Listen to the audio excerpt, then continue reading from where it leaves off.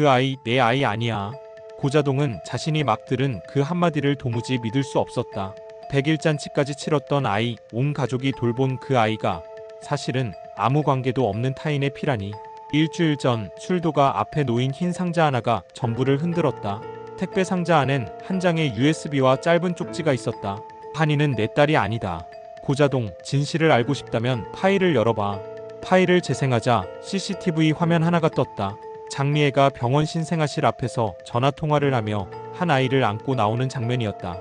날짜는 한이의 출생일과 정확히 일치했다. 고자동은 혼란을 넘어 공포를 느꼈다. 왜 그걸 장미애가 데려왔나? 그녀는 독고탁의 부인이었다. 형수였다. 그동안 미애는 단 한 번도 그날에 대해 말한 적이 없었다. 오히려 한이가 자신의 조카딸이라는 듯 행동했고 가족들은 자연스럽게 받아들였다. 그날 밤 고자동은 공주실을 찾아갔다. 공주실은 한이에 대해 조심스러운 눈빛을 보내며 말했다.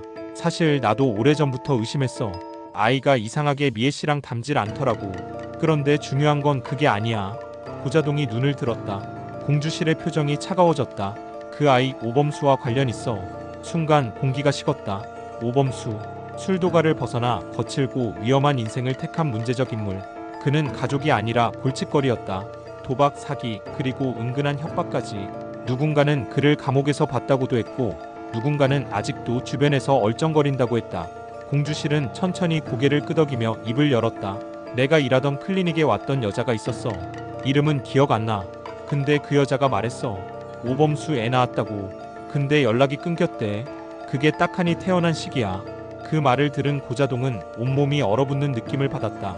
오범수가 한이의 아버지라면 지금 그 아이가 장미애의 품에 있다는 건 미애 형수는 왜 그런 일을 했을까? 나도 몰라. 그런데 자꾸 누군가 집 주변을 맴돌아. 지난주엔 한의방 창문에 손자국도 있었어.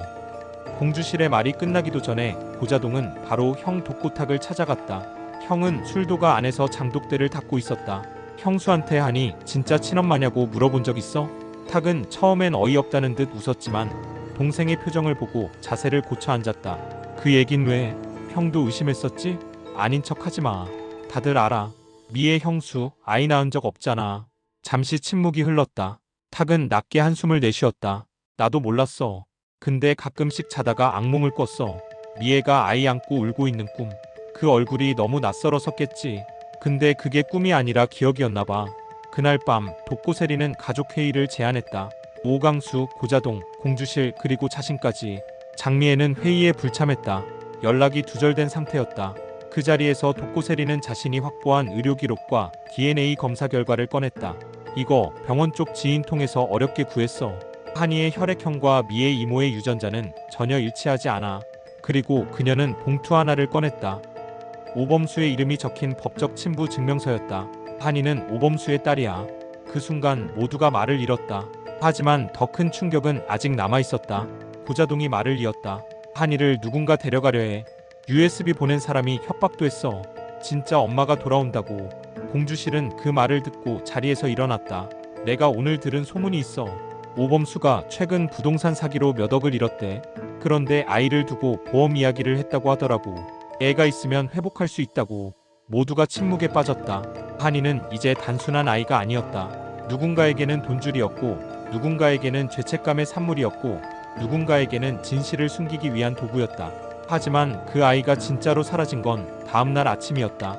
한이가 자고 있던 방 창문이 열려 있었고 아이는 없었다. 침대 위엔 단 한 장의 종이만 남아 있었다. 원래 자리로 돌려놓을게. 형제들은 서로를 바라봤다. 누구도 말을 하지 못했다. 장미애는 사라졌고 오범수는 흔적도 없이 숨어 있었다. 이제 독수리 술도가의 비극은 시작에 불과했다.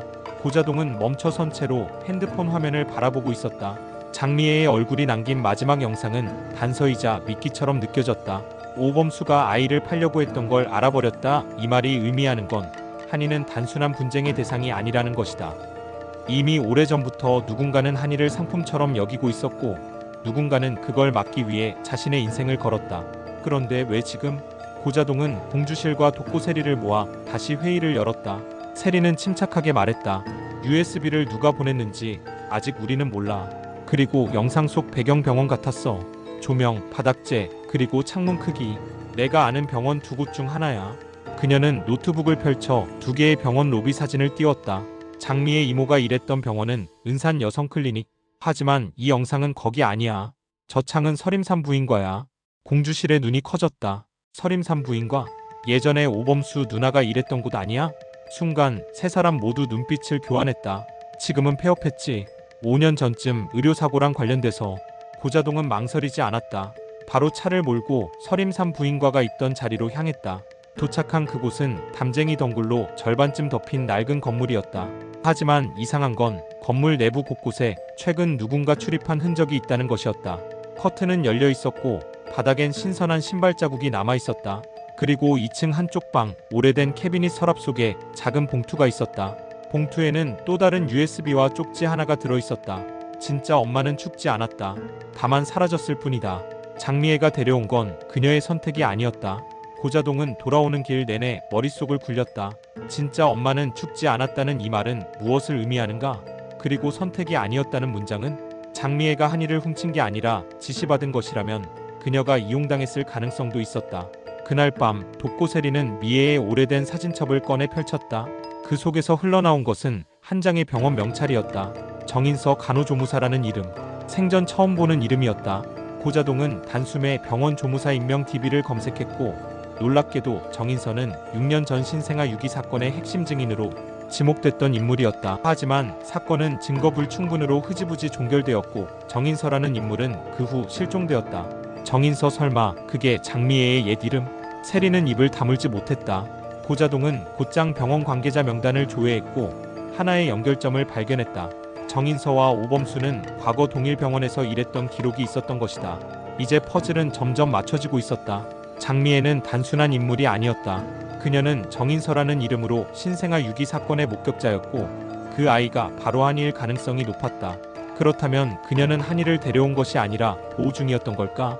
그러나 그렇다면 왜 지금 갑자기 모든 것이 무너지고 있었을까? 그 순간 고자동의 휴대폰이 울렸다. 발신자는 비공개 번호. 그는 전화를 받았다. 한이를 원해? 낮고 건조한 남자의 목소리. 그럼 너도 하나 줘. 술도가 땅 일부를 내놔. 그리고 나머진 조용히 입 닫아. 전화를 끄는 고자동은 손에서 핸드폰을 떨어뜨릴 뻔했다. 한이는 거래의 수단이었고 술도가가 그 대가였다. 그리고 그 모든 계획을 짜고 있는 사람은 아직 아무도 모른다. 단 한 가지 확실한 건 이 집안 누군가가 공모하고 있다는 것이다.